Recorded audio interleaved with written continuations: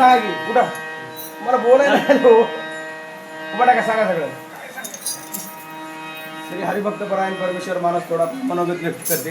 सांगा सगळ्यांनी काय म्हणत होते सांगा की दुपारच्या वेळेस नाही ते मध्ये बसा नाही मध्ये सांगा. तिकडे गाड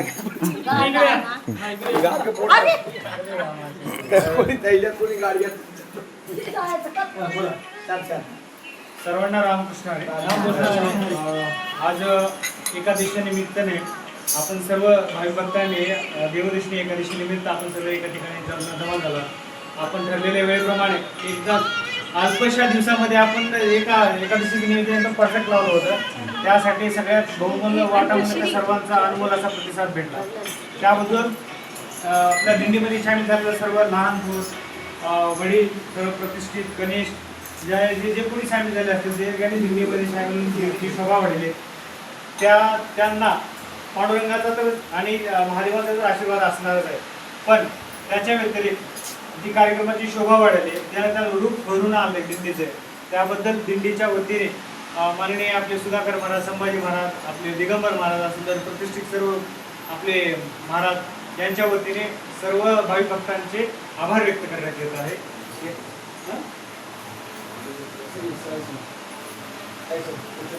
हा आणि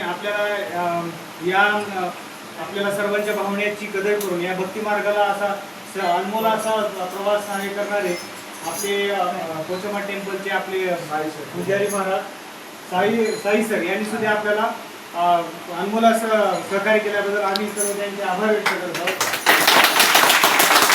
आम्ही त्यांच्याकडून अशी अपेक्षा करतो की प्रत्येक वर्षी म्हणजे त्याने आम्हाला असं फक्त सहकार्य करावं. आमची ग्रोथ आम्ही कशी वाढायचं आम्ही ठरवू. त्यामुळे आम्हाला वाटेल तेवढं सहकार्य केलं. त्यामुळे आम्ही सर्व वतीने आम्ही तुमचे आभार व्यक्त करतो.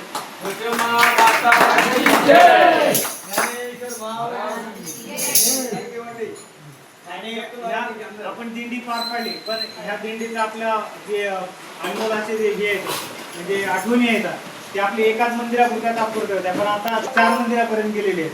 त्याने 4ही मंदिराच्या पुजाऱ्याने आपल्याला अशी विनंती केली की जेव्हा तुम्हाला वेळ असेल तेव्हा तुमच्या कमिटीने ठरवा आणि त्या ठरवलेल्या वेळेप्रमाणे आमच्या मंदिराचे भजन करा.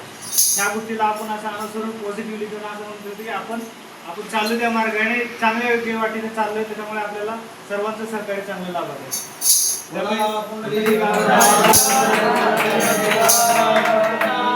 त्यामुळे प्रत्येक शनिवारी ठरल्याप्रमाणे सर्वांनी 9:30 ते 10चं काम सोडून अगोदर भजनाला 2 तास का देणार तर सर्वांनी येऊन चांगले येऊन भजनाला 12 वाजता